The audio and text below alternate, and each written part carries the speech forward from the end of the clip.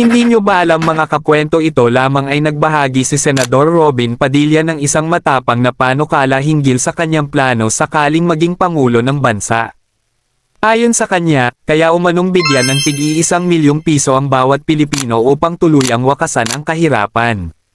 Paliwanag ni Padilla, wala pa raw 1 bilyon ang kabuoang populasyon ng Pilipinas, kaya't kung maglalaan ang gobyerno ng humigit kumulang 1 trilyong piso para ipamahagi sa taong bayan, ay sobra-sobra pa, umano ito. Naniniwala siyang kapag naging milyonaryo ang bawat mamamayan, iikot ng masigla ang ekonomiya at magkakaroon ng pagkakataong makapagsimula ng negosyo ang bawat isa.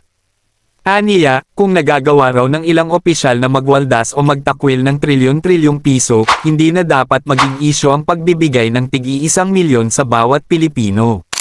Dagdag pa niya, ang pondong gagamitin ay maaari namang mabawi sa buwis na ibabalik ng mga taong uunlad mula sa nasabing ayuda.